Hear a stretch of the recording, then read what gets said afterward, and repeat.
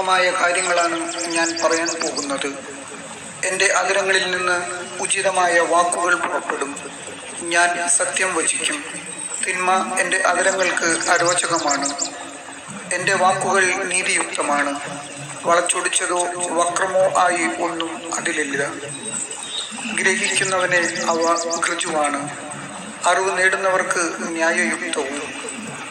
എൻ്റെ പ്രബോധനം വെള്ളിക്ക് പകരവും എൻ്റെ ജ്ഞാനം വിശിഷ്ടമായ സ്വർണത്തിന് പകരവും ആണ്.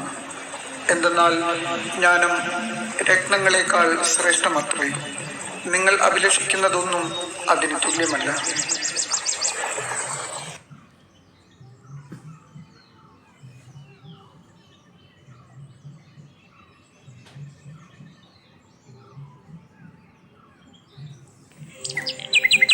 നീതിയെ പിന്തുടർന്നാൽ നിനക്കത് ലഭിക്കും. മഹനീയമായ അങ്കി പോലെ അത് ധരിക്കുക. പക്ഷികൾ സ്വന്തം വർഗത്തോട് കൂട്ടം ചേരുന്നത് പോലെ സത്യസന്ധത സത്യസന്ധനോട് ചേരുന്നു. സിംഹം ഇരയ്ക്കു വേണ്ടി പതിയിരിക്കുന്നു, പാപം പാപിയെ കാത്തിരിക്കുന്നു.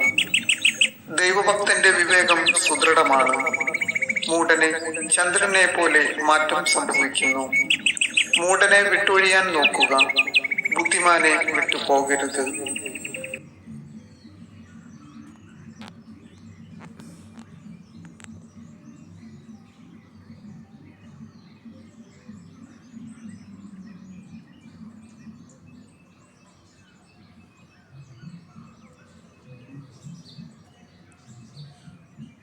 നല്ല ചിന്ത. പണ്ടൊരു സന്യാസി ഉണ്ടായിരുന്നു.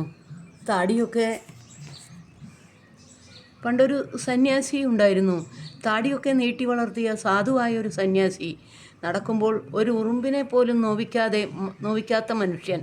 തൻ്റെ ഭക്ഷണത്തിൽ നിന്ന് ദിനവും ഉറുമ്പുകൾക്ക് മറ്റു ജീവികൾക്കും ആഹാരം കൊടുക്കാറുണ്ടായിരുന്നു. ഒരു ദിവസം സന്യാസി നിലത്ത് കിടന്നുറങ്ങുമ്പോൾ അദ്ദേഹത്തിൻ്റെ താടിയിൽ കയറിപ്പറ്റി. ഒരു ഉറുമ്പ് അദ്ദേഹത്തിൻ്റെ താടിയിൽ കയറിപ്പറ്റി. അത് ശല്യമൊന്നും ചെയ്യാത്തത് കൊണ്ടും തനിയെ ഇറങ്ങിപ്പോകുമെന്ന് കരുതിയതുകൊണ്ടും അദ്ദേഹം കുറച്ചു നേരം അങ്ങനെ തന്നെ കിടന്നു. എന്നാൽ അത് ഇറങ്ങിപ്പോയതുമില്ല, താടിയിലൂടെ അങ്ങോട്ടും ഇങ്ങോട്ടും ഓടാനും തുടങ്ങി. അദ്ദേഹം എണീറ്റു. നിസാരമായി കൈകൊണ്ട് തട്ടിക്കളയാവുന്ന ആ ഉറുമ്പിനെ അതിന് പരിക്ക് പറ്റുമെന്ന് കരുതിയ അഹിംസവാദിയായ അദ്ദേഹം അത് ചെയ്തില്ല. ഒറ്റപ്പെട്ടു പോയി അതിൻ്റെ വീട്ടിൽ കൊണ്ടുവിടാമെന്ന് വിചാരിച്ചു. കുറച്ചു നടന്നപ്പോൾ ഉറുമ്പിൻ്റെ ഒരു കൂട് കണ്ടു. തൻ്റെ താടിയിൽ കയറിക്കൂടിയ ഉറുമ്പ് അതിൻ്റെ വീട്ടിലേക്ക് ഇറങ്ങിപ്പോകുമെന്ന് കരുതിയ ദയാലുവായ അദ്ദേഹം താടിയുടെ അറ്റം ആ ഉറുമ്പിൻ കൂട്ടിലേക്ക് മുട്ടിച്ചു കൊടുത്തു. ഉറുമ്പുകൾ അതിൻ്റെ സ്വാഭാവികമായ പ്രവൃത്തി തുടങ്ങുകയും ചെയ്തു.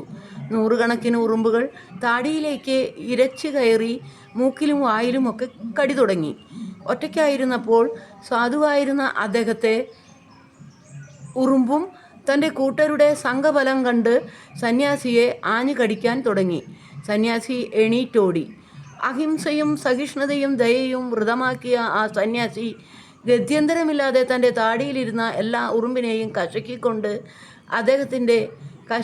കൊന്നു. അദ്ദേഹത്തിൻ്റെ മനസ്സിൽ അപ്പോൾ തോന്നിയതെന്തെന്നാൽ, ആദ്യം വന്ന ആ ഒറ്റ ഉറുമ്പിനെ അപ്പോൾ തന്നെ തട്ടിക്കളഞ്ഞിരുന്നെങ്കിൽ തനിക്ക് ഇത്രയും കടി കൊള്ളേണ്ടിയും വരില്ല. നൂറുകണക്കിന് ഉറുമ്പുകളെ കൊല്ലേണ്ടിയും വരുമായിരുന്നില്ല. ചെയ്യേണ്ട സമയത്ത് ചെയ്തില്ലെങ്കിൽ അതിന് പിന്നീട് വലിയ വില കൊടുക്കേണ്ടി വരും. പിന്നീട് പശ്ചാത്താപിച്ചിട്ട് കാര്യമില്ല.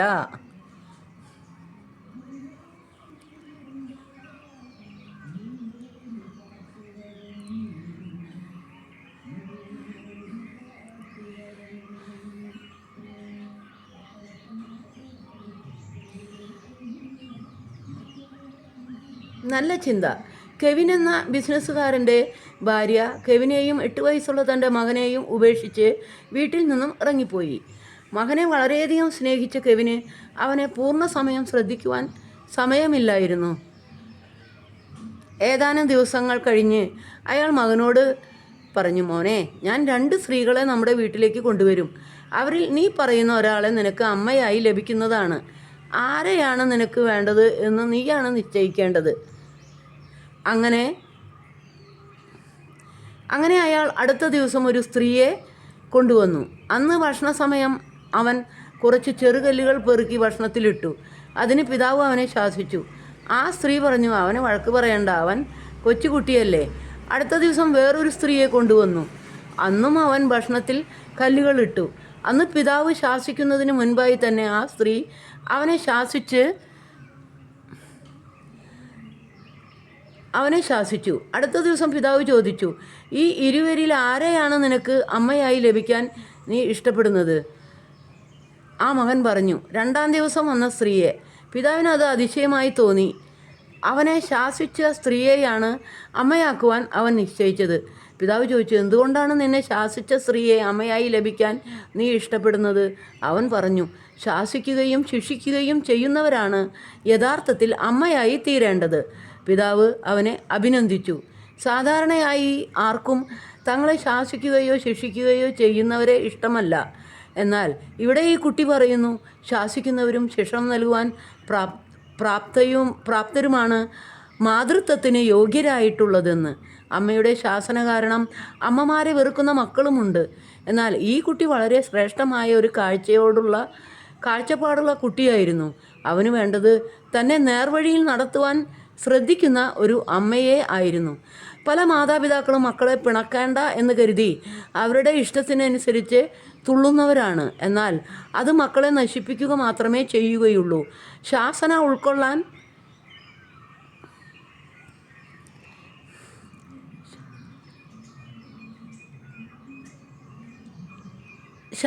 ഉൾക്കൊള്ളുവാൻ മനസ്സുള്ളവർ ജീവിതത്തിൽ മഹത്തുക്കളാവും.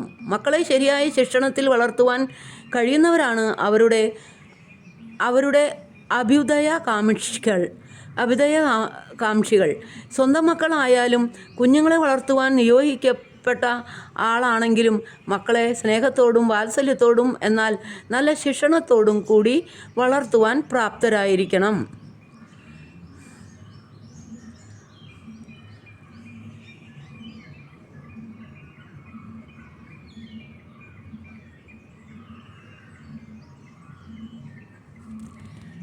സമർത്ഥനായ ഒരു ചക്രവർത്തി ഭരിച്ചുകൊണ്ടിരുന്ന രാജ്യത്തിന്റെ അകലെയുള്ള പ്രവിശ്യയിൽ കലാപം ആരംഭിച്ചു. കൃത്യമായ വിവരം കിട്ടിയപ്പോൾ മന്ത്രിയോടും യുദ്ധസന്നാഹത്തോടും ചേർന്ന് അദ്ദേഹം ആ കലാപത്തെ അടിച്ചമർത്താനായി പുറപ്പെട്ടു. കലാപബാധിതരെ ആക്രമിക്കാനുള്ള എല്ലാ സംവിധാനങ്ങളും റെഡിയാക്കിയപ്പോൾ പാളയമടിച്ചു കഴിഞ്ഞ് അദ്ദേഹം മന്ത്രിയോട് പറഞ്ഞു, നിൽക്കൂ, നാം അവരെ ആക്രമിക്കുന്നതിന് മുമ്പ് എനിക്ക് അവരോടൊന്ന് സംസാരിക്കണം.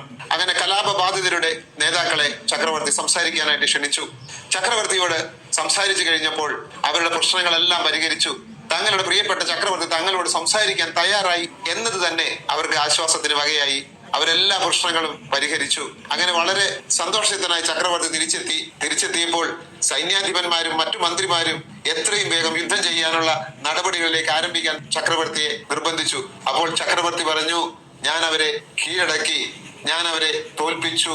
യുദ്ധം കൊണ്ടല്ല, ഹൃദയം കൊണ്ട്. ഇപ്പോൾ അവർ നമ്മുടെ ശത്രുക്കളല്ല, നമ്മുടെ പ്രജകളാണ്. പ്രിയപ്പെട്ടവരെ, മറ്റുള്ളവരെ ഒന്ന് കേൾക്കാനും ഒന്ന് കാണാനും നമുക്ക് കഴിഞ്ഞാൽ നമുക്കവരെ തോൽപ്പിക്കാനാവും നമ്മുടെ സ്നേഹം കൊണ്ട് തന്നെ.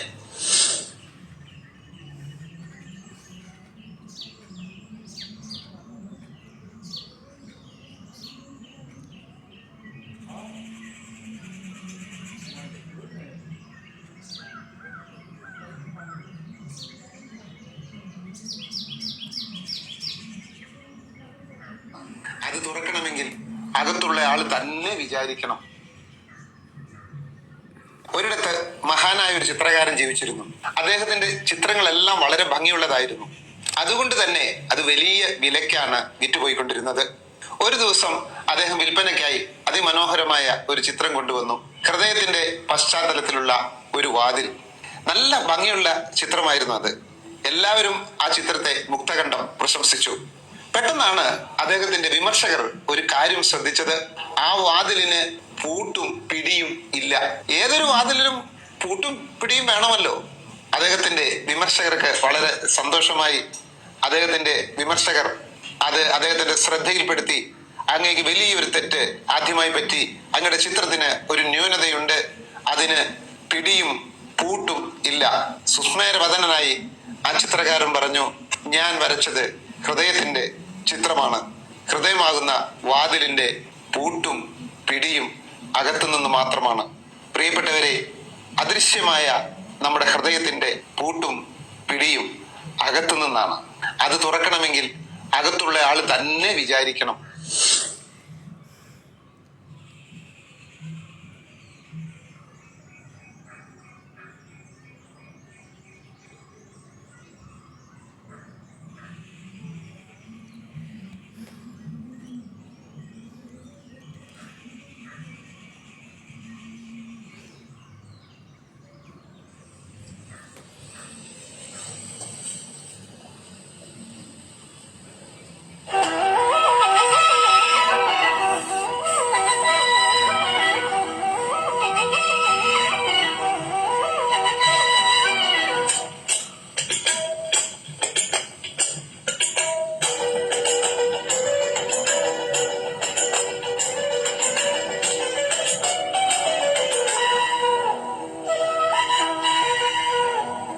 താമരക്കിളി പാടുന്നു തേകൈ തകതോ, താളിയോലകളാടുന്നു തേകൈ തകതോ, ചെങ്ങാടിയുണരും വസന്തഹൃദയം നുകരും, സംഗീതം കേൾക്കൂ സുഗന്ധഗംഗയിലൊഴുകൂ, നീരാടും കാറ്റുമാമൽ കുളത്തിലെ കുളിരലകളുമുൾക്കളി, താമരക്കിളി പാടുന്നു തേകൈ തകതോ, താളിയോലകളാടുന്നു തേകൈ തകതോ, ഒരു വഴി പല വഴി തിരിയും മുമ്പൊരു ചിരിയുടെ കഥയെഴുതിയിടാം, ഒരു നവസംഗമലകരിയിലയ്യാം.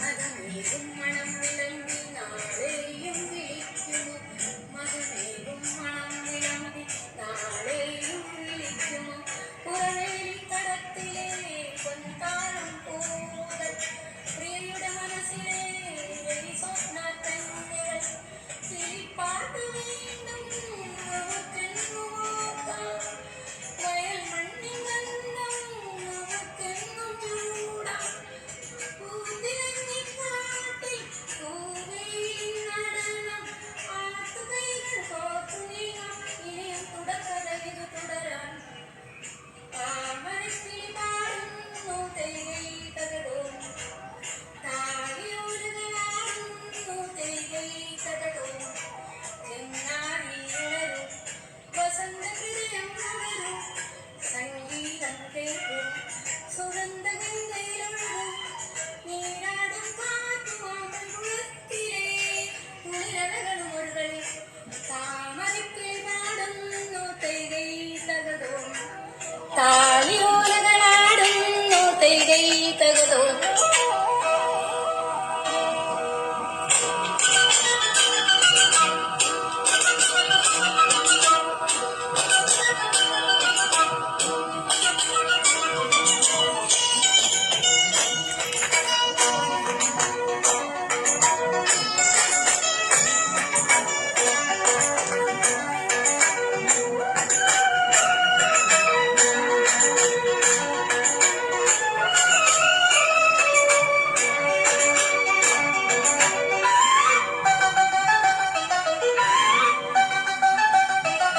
തിരയാടും തീരമെന്നും സ്വാഗതമോദിടും, തിരയാടും തീരമെന്നും സ്വാഗതമോദിടും, കവിത പോൽ തുളുങ്ങുമീ മന്ദസ്മിതത്തിനായി, അനുരാഗ സ്വപ്നത്തിൽ ആർദ്രഭാവത്തിനായി, കടൽ തിരപാടി നമുക്കേറ്റു പാടാം.